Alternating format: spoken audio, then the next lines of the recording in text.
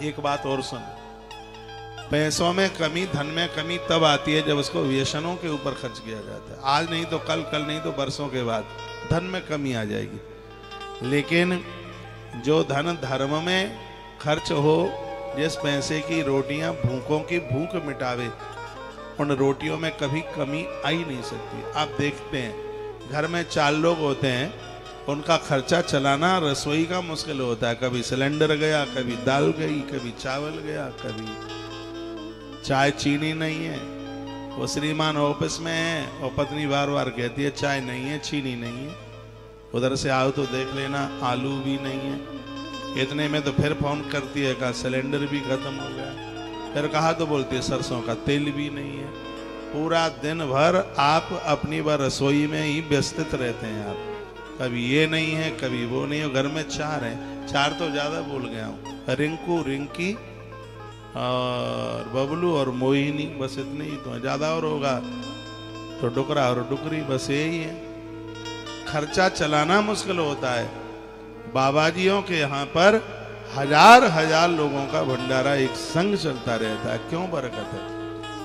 क्योंकि आपके घर में जो भोजन है वो पप्पू और पिंकी के लिए है, लेकिन बाबाजियों के घर रसोई जो चलती है और वह रसोई उनके लिए है जिनसे तुम्हारे खून के रिश्ते नहीं है, लेकिन आपके लिए वो खून के रिश्तों से बढ़कर के है।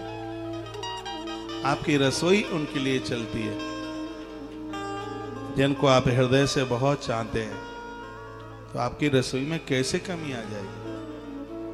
ग्रंथ तो यह कहता है, महात्मा श्वेत केतु ने कहा था, उद्दालक के बेटे हैं श्वेत केतु। उपनिषद में कथा आती है। वो कहते हैं कि गृहस्थ में जाने की तैयारी कर रहे हो तो पहले कुछ संकल्प करो, हवन करो, यज्ञ करो। एक संस्कार होता है समावर्तन संस्कार।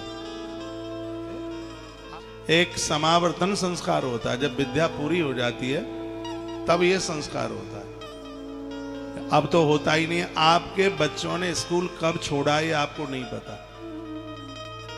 आपकी पढ़ाई कब छूटी, आपने स्कूल से अपनी पढ़ाई, कॉलेज से पढ़ाई कब पूरी की है, आपको किसी को नहीं पता। मुझे पता है क्योंकि मैं इस लाइन में जी रहा हूं, इसलिए मुझे पता है कि कौन सी तारीख में, कौन से सन में मैंने अपनी मार्कशीट लेकर के मैंने अपना अध्ययन, मैंने अपनी पढ़ाई पूरी कर ली। मुझे पता है। तो मैं तो हवन किया है ना मैंने, समावर्तन संस्कार जिसे बोलते हैं। जब कॉलेज की या गुरुकुल की जब पढ़ाई पूरी होती है, पढ़ाई पूरे होने के बाद, चाहे वो बेटी हो चाहे बेटा, पढ़ाई पूरी होने के बाद में एक संस्कार होता है। वो गुरुकुलों में होता था पहले संस्कार, उसका नाम है समावर्तन संस्कार।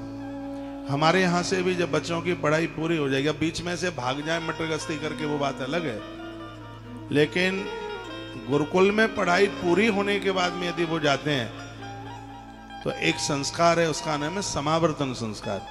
ये विद्या पूरी हो जाती है तब ये संस्कार होता है। उसमें आचार्य के द्वारा संकल्प कराया जाता है। उसमें 2 तरह के हवन में बैठे हुए होते हैं। एक वह है जिनको गृहस्थ में जाना होता है, और एक वह होते हैं जिन्हें बाबाजी बनना होता है, बैरागी बनना होता है, विरक्त बनते, एक वह होता है। तो दोनों से संकल्प कराया जाता है। अब सुनिए क्या अद्भुत कथा है। जिन्हें गृहस्थ में जाना होता है वो भी दाहिने हाथ में जल लेकर के वो अग्निदेव के सामने संकल्प करते हैं। समावर्तन संस्कार में बेटियां बेटा कोई भी, वो कहते हैं कि हम ये संकल्प कर रहे हैं कि माता पिता को, सास ससुर को, बेटियां हैं तो हम भगवान से भी ज्यादा मानेंगे। अग्निदेव के सामने हम ये संकल्प करते हैं कि हमारी दृष्टि में हमारी पत्नी से सुंदर कोई स्त्री नहीं, हमारे पति से सुंदर कोई पुरुष नहीं होगा। यह अधिकार हम अपने माता पिता को देते हैं कि हम अपनी ही जाति की कन्या के साथ विवाह करेंगे। उसके जीवन का सहारा बन जाना ये मेरे लिए एक दिव्य धर्म और मेरा कर्तव्य है। जब तक मैं अपने गृहस्थ में रहूंगा अपने परिवार को दुखी नहीं देखूंगा।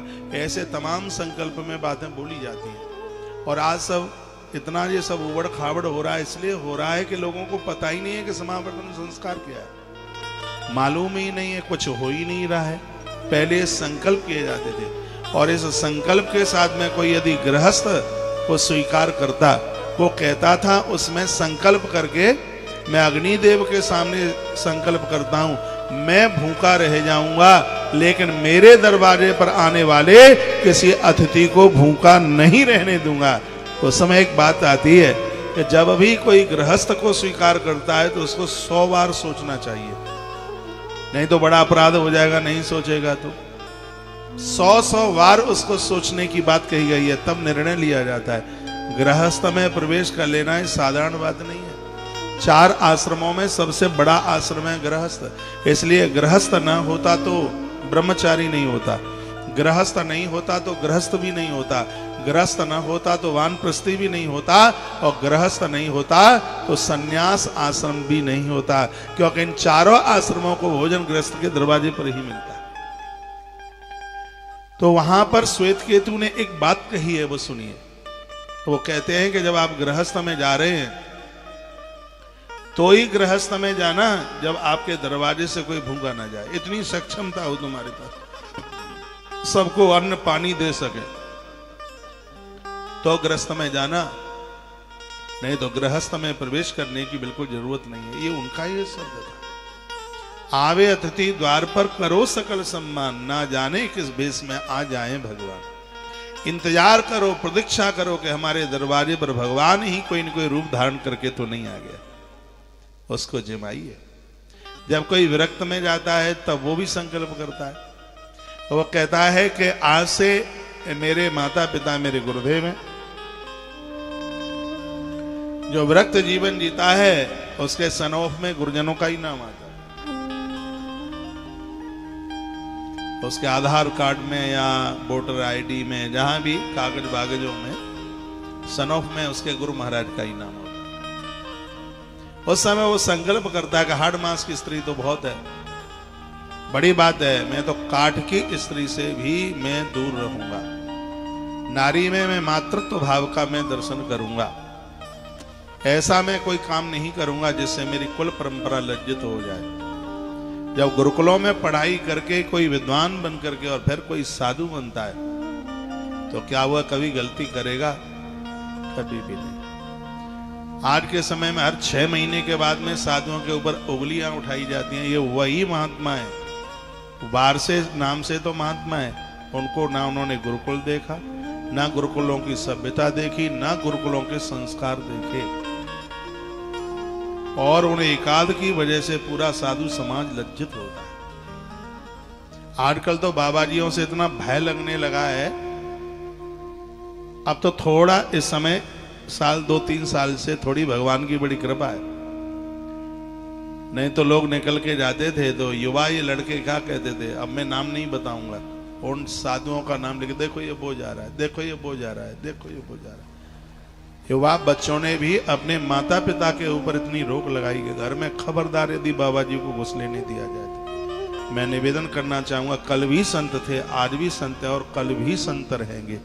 2-4 बिगड़ जाएं उससे आप ये नहीं कह सकते कि संत समाज समाप्त हो गया है, ये आप नहीं कह पाएंगे। जिस दिन साधु नहीं होगा उस दिन ऊपर आकाश और नीचे धरती नहीं होगी, रसा रसातल जाइए तब वही धरती फट जाएगी।